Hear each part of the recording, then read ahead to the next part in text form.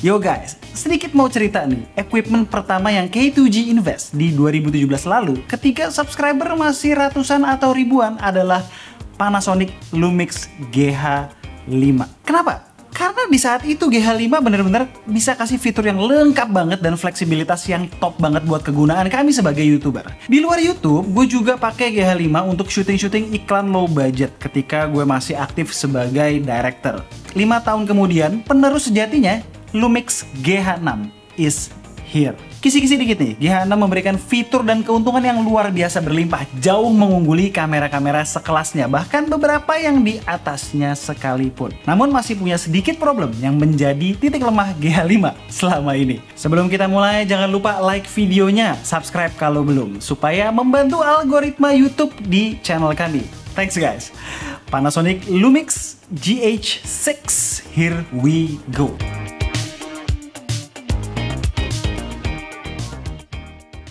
So, Lumix GH6, ingat ya, ini adalah kamera yang dibuat memprioritaskan kegunaannya sebagai video camera.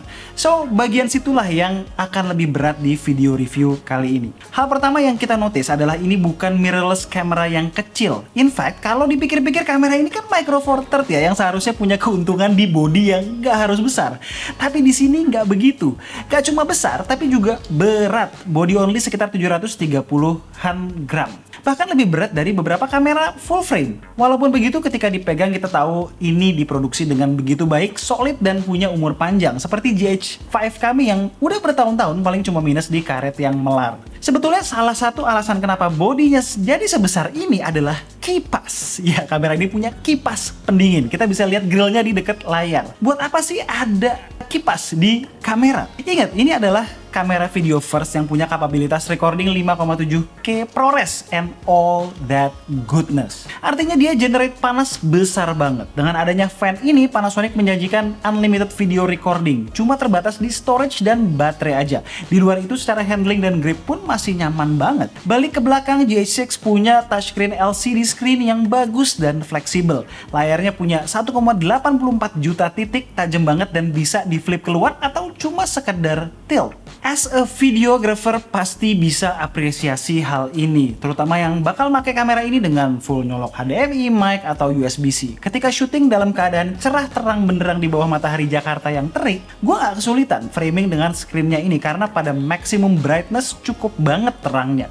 Walaupun begitu, ketika benar-benar dibutuhkan, kita masih bisa pakai viewfinder OLED-nya yang punya 3,680 juta titik dan kontras rasio 10.000 banding 1 supaya bisa melihat scene aslinya seperti apa. Buat yang udah terbiasa dengan GH5, controls di GH6 ini nggak ada perubahan yang drastis. Sebelah kiri ada putaran drive mode buat foto, di paling kanan ada putaran exposure, sebelahnya ada dial mode, dan di dekatnya ada beberapa tombol-tombol lain yang sebetulnya bisa di custom lebih lanjut sesuai keinginan user. Di bagian kanan layar ada shutter dial, tombol menu, quick menu, switch autofocus. Dan di kiri layar ada tombol playback dan switch lock yang bisa di customize mau buat ngelok tombol apa supaya jadi nggak sengaja kepencet. 3 tombol yang menunjukkan ini video first camera adalah hadirnya tombol khusus audio monitor serta 2 tombol video record berwarna merah. Yes, ada 2. Yang pertama di atas, which sebetulnya rada susah menjangkaunya ketika sedang bermanuver handheld, harus sedikit akrobat telunjuk gue. Dan yang kedua ada di depan.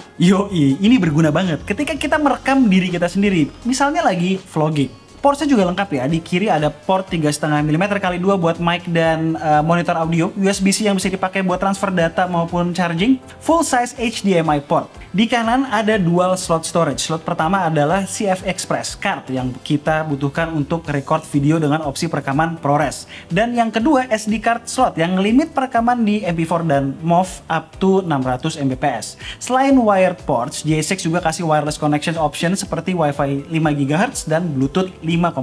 Masuk ke fitur, waduh gila nih kalau gue justru jelasin satu-satu fiturnya, ini bakalan sejam videonya. Gue kasih tahu yang penting aja lah ya. GH6 pakai sensor micro four third 25,21 megapiksel baru dari Panasonic. Secara video, GH6 punya opsi perekaman yang luar biasa banyak.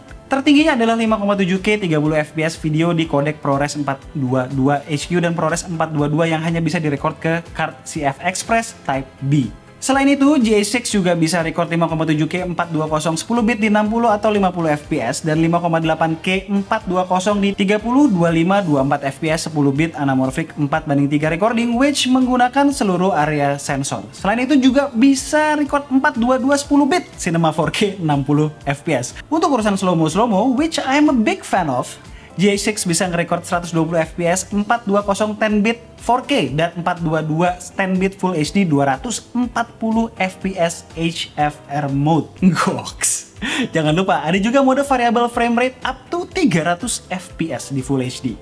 Dengan opsi perekaman sebanyak dan sepowerful itu, GH6 pastinya udah include processing power yang capable dengan disertakannya Venus engine terkini yang punya power 2 kali lipat dari pendahulunya. Nah, kalau dulu kita harus bayar untuk pakai V-Lock, which adalah opsi locknya Panasonic, sekarang udah include nih by default, gitu dong. Dengan memakai opsi ini, kita enabling 12 plus stops dynamic range. Di GH6 juga ada opsi tambahan yang namanya Dynamic Range Boost Mode yang bisa naikin dynamic range lebih tinggi, jadi 13 stops. Goks. Udah. Daripada kebanyakan ngomongin fitur atas kertas dan teori, langsung aja kita ke jalan-jalan buat ngetes kapabilitas GH6. Let's go!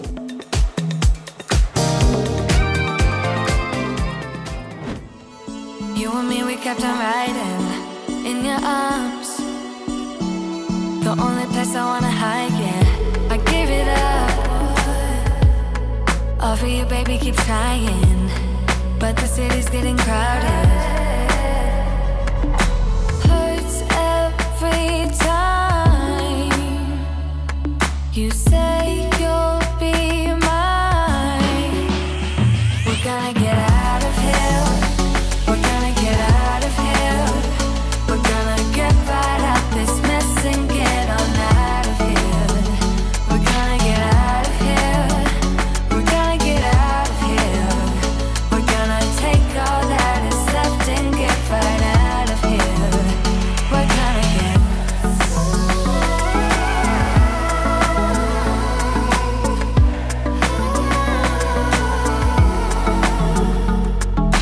hurts every time you say you'll be mine.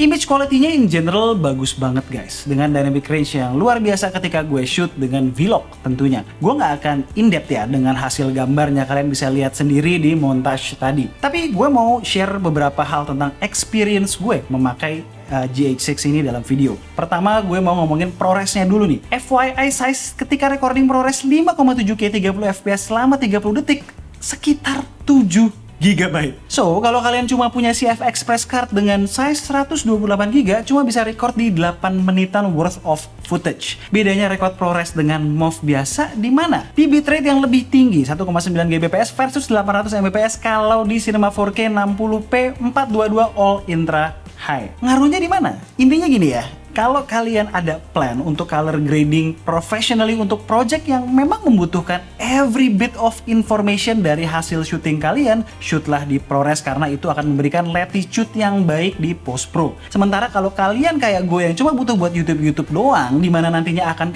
kena kompres secara sadis lagi oleh YouTube ketika upload, gue rasa nggak perlu ya pakai ProRes. Itu namanya buang-buang storage. CF Express yang harganya masih mahal. Di opsi recording lain yang punya bitrate under 600 Mbps, semua bisa direcord di SD card V60 Mark II biasa yang notabene lebih murah. Yang asik juga adalah fitur DR Boost nih. Mirip sebetulnya sama fitur Dual ISO, tapi ini jalan sekaligus. Gunanya naikin dynamic range. Di bagian gelap, footage bisa diangkat, sementara di highlight lebih bisa diturunin. Nggak langit dan bumi sih, bedanya sekilas. Tapi kalau kalian masuk ke color grading yang proper, perbedaan sedikit aja dynamic range akan membantu. Hal-hal lain yang penting buat video, apalagi kalau bukan stabilization dan rolling shutter. Stabilization yang dipunyai GH5 aja udah luar biasa. Di GH6 ini diimprove lagi, apalagi ketika dipadukan dengan lensa yang punya image stabilizer juga. Wih, FYI, dari GH5 aja gue merasa kamera itu udah cocok banget buat run and gun situation, dimana kita butuh quick records dan gak bisa pasang-pasang gimbal. GH6 ini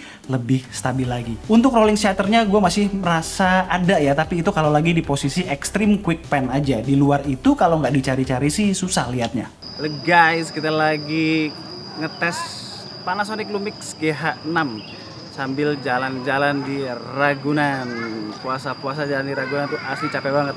Ini lagi ngetes mikrofon internalnya nih. Gimana suaranya? Bagus gak? Slow motion 120 fps 4K-nya top. Buat kalian yang banyak pakai footage slow motion pasti bakal guna banget nih. Hasilnya bagus, sharp dengan transisi frame by frame yang jelas smooth. Kalau mau lebih ekstrim lagi ya bisa pakai 240 fps dalam Full HD atau bahkan 300 fps dalam mode VFR.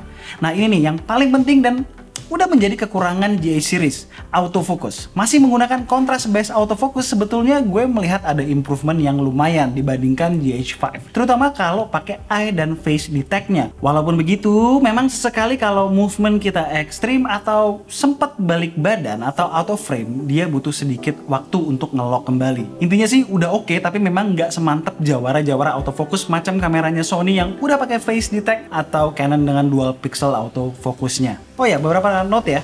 Di 4K 120 fps, face dan eye AF-nya mati. Lalu ketika mode autofocus, kamera masih sesekali pulsing mencari fokus. Terakhir, ketersediaan waveform display sebagai alternatif tambahan histogram menurut gue guna banget nih. Lalu soal heat managementnya, gue syuting panas-panas di siang hari di Ragunan, gonta-ganti antara ProRes, high FPS, dan normal modes, gak pernah sekalipun kameranya overheat. Nice. Walaupun mayoritas yang beli ini bakalan pakai buat video, gue nggak mau melupakan soal fotografi. Gue omongin singkat aja ya. Dengan sensor 25,2 megapikselnya, foto yang dihasilkan luar biasa. Hasil JPEG-nya dengan color profile natural, sharp, detailed dengan dynamic range yang luas. Lalu generally noise free dari ISO 100-1600 dengan noise yang minimal muncul di ISO 3200. Di 6400 dan 12800 sudah mulai lebih kelihatan. Fitur-fitur yang penting soal foto adalah 100 megapiksel handheld high resolution photos. Saking canggihnya sistem stabilisasi GH6, dalam durasi singkat kameranya bisa ambil beberapa foto yang dijahit menjadi satu hasil foto beresolusi 100 megapiksel.